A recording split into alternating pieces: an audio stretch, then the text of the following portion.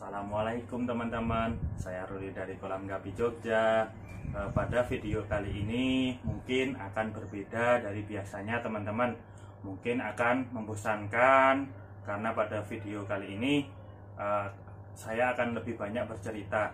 Sebenarnya saya bukan orang yang mudah menjelaskan sesuatu, cuman saya ingin berbagi pengalaman pribadi saya sebagai peternak pemula yang pernah mengalami langsung kejadian-kejadian ini teman-teman. Di sini saya akan menceritakan tentang hal-hal yang membuat saya pernah turun semangat saat beternak gapi teman-teman. Langsung saja kita bahas satu persatu. Ikan sakit atau mati. Hampir semua peternak gapi pernah mengalami ikan mati dalam jumlah besar atau sedikit teman-teman. Sebenarnya ini merupakan hal yang sangat wajar karena kita masih tahap belajar, jadi kita masih mencari cara yang paling efektif di tempat kita. Belum lagi karena faktor-faktor lain seperti musim, lingkungan, dan hal-hal lainnya. Ini merupakan tahap yang memang harus kita lalui sebagai pemula teman-teman, karena meskipun kita nanti udah berpengalaman pun tetap akan menemui kejadian-kejadian ini. Cuma nanti kita bisa meminimalkan kejadian-kejadian mati atau sakit ini. Seandainya ada teman-teman yang tanpa melalui tahapan ini, mungkin teman-teman bisa berbagi tipsnya. Intinya buat teman-teman pemula, jangan sampai berhenti beternak gapi hanya karena ikannya sakit atau mati, karena itu merupakan hal yang wajar terjadi. Kedua, masih belum juga menemukan metode yang paling efektif di farm sendiri. Saya selama ini kurang lebih dari 2 tahun beternak gapi teman-teman, sampai sekarang masih belum menemukan metode yang benar-benar efektif di farm saya. Jadi kita harus terus belajar dan mencoba hal-hal baru. Jadi seumpama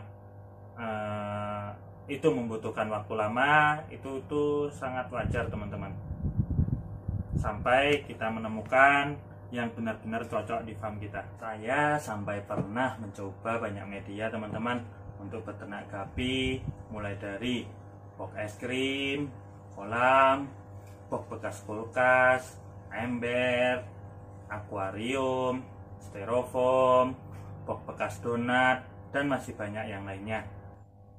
Hanya untuk menemukan media-media yang paling cocok buat saya. Jadi selain bertanya dan mencari informasi, harus dicoba langsung di tempat kita, karena tidak semua metode yang cocok di tempat orang lain untuk beternak gapi itu bisa diaplikasikan di tempat kita. Jadi ya emang butuh waktu. 3. Susah menjual ikan hasil ternakan sendiri. Ini termasuk yang paling membuat peternak gapi pemula menyerah dalam beternak gapi teman-teman. Padahal ini memang tahap yang harus kita lewati. Tipsnya mungkin banyak-banyak iklan, terus sering-sering posting, karena lagi-lagi ini emang butuh waktu. Kalau memang benar-benar kesulitan nanti menjual hasil ternakan kita bisa memakai dropshipper atau reseller. 4. Tidak bisa menjual kembali sesuai harga membeli. Ini juga merupakan hal yang wajar teman-teman, karena memang kemampuan sortir, perawatan tiap breeder itu berbeda-beda. Jadi sebagai pemula baiknya banyak belajar, bertanya, serta mempraktekkan sendiri untuk meningkatkan kemampuan beternak kita. Teman-teman pemula tidak perlu khawatir. Seiring berjalannya waktu, kita akan tahu sendiri mana ikan yang bisa kita jual dengan harga yang sama dengan kita beli, lebih rendah dari yang kita beli, atau lebih tinggi dari harga beli. Saya sendiri pernah mengalami hal ini teman-teman.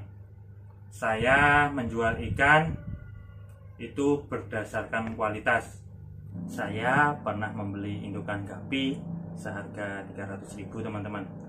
Tetapi setelah beranak dan anaknya sudah besar, kualitasnya menurun.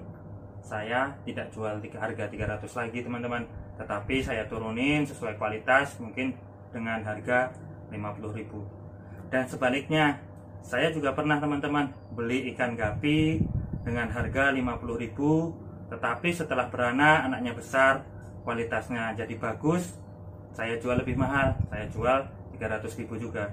Jadi menurut saya ini bukan merusak harga jual gapi teman-teman, tetapi kita menjual gapi sesuai kualitas. Kelima, udah susah-susah ternak, ada yang jual murah. Gupi itu teman-teman bukan menjual jenis, tapi gupi itu sesuai dengan kualitas. Jadi gupi dengan jenis yang sama harganya bisa bervariasi teman-teman. Misal Black Moscow mulai dari harga yang 5.000 per pasang sampai harga jutaan per pasang pun ada teman-teman. Kecuali jenis-jenis yang memang masih langka teman-teman, itu harganya bisa tinggi karena masih sedikit yang punya jenis tersebut. Jadi teman-teman tidak perlu panik jika ada yang jual harga dengan jenis yang sama dengan harga yang lebih murah. Cukup dengan kita fokus dan tingkatkan terus kualitas ikan kita, karena pembeli yang memang dia tahu tidak akan segan-segan teman-teman untuk membeli dengan harga yang tinggi jika gupi kita emang berkualitas, kecuali kita memang ingin fokus di kuantitas. Yang penting nanti memproduksinya dalam jumlah banyak. Bebas sih teman-teman, mau milih yang mana, semuanya sebenarnya nggak bermasalah. Keenam, tidak bisa mencetak ikan bagus dengan media seadanya. Ikan berkualitas bisa karena beberapa faktor teman-teman. Faktor gen, faktor perawatan dan pakan, serta faktor media. Buat teman-teman yang nggak punya media yang memadai, jangan berkecil hati. Karena sebenarnya dengan media seadanya, misal dengan kolam, ember, itu udah bisa mencetak ikan kualitas. Saya sudah pernah membuktikannya teman-teman. Ini adalah hasil dari ikan kolam dan ikan ember saya teman-teman. Jumlahnya masih termasuk sedikit sih teman-teman, karena saya memang baru mulai mencoba main ikan kualitas itu tahun ini. Tapi jika teman-teman punya media yang lebih memadai, itu pasti akan lebih bagus hasilnya. Intinya teman-teman, bagi yang pengen ternak gupi kualitas dengan media yang terbatas, kita masih bisa kok bersaing dengan yang lain. 7. Terkendala modal. Memang teman-teman, dengan modal yang besar, usaha ternak gapi kita jadi lebih cepat berkembang. Tetapi bukan berarti dengan modal yang minim atau seadanya kita tidak bisa memulai usaha beternak gapi. Awalnya saya ternak gapi hanya dengan media box es krim seharga 10.000 sampai 14.000, dengan ternak gapi mengandalkan kuantitas. Dan dari hasil tersebut saya bisa tambah sedikit demi sedikit, mulai dari media ternaknya sampai jenis ikannya. Dan ini adalah kondisi farm saya sekarang. Mohon doanya teman-teman, semoga bisa semakin berkembang. Dan buat teman-teman yang baru memulai, semangat terus, jangan putus asa. Asal kita punya tekad, insya Allah nanti dimudahkan. Ke-8, kirim-kirim ikan malah mati. Ini juga sering menyebabkan para pemula turun semangat teman-teman. Bagaimana cara mengirim ikan agar selamat sampai tujuan dan penyebab ikan mati dalam perjalanan sudah pernah saya bahas di video sebelumnya. Silahkan video tersebut ditonton teman-teman. Semoga video tersebut bisa membantu teman-teman dalam pengiriman ikan. Yang terakhir dan paling sering terjadi adalah diremehkan orang-orang sekitar. Ini nggak cuma pengalaman pribadi saya teman-teman, tetapi juga cerita dari teman-teman breeder lainnya. Banyak yang bilang, ikan got kenapa dipelihara? Cedol mah di sawah banyak. Emang ada yang mau beli ikan cedol? Dan banyak lagi kata-kata yang mungkin bisa membuat kita turun semangatnya.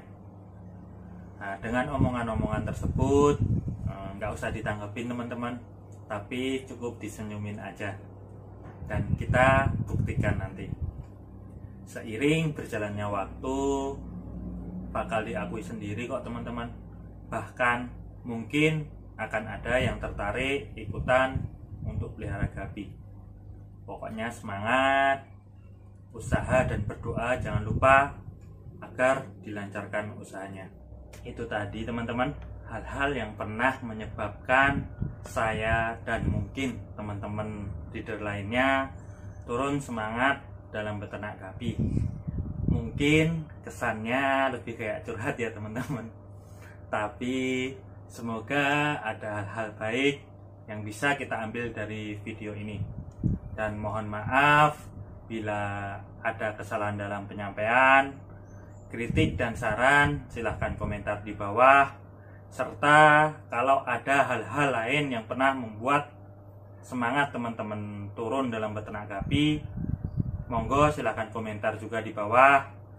Terima kasih sudah menonton video sampai akhir. Sampai jumpa di video selanjutnya.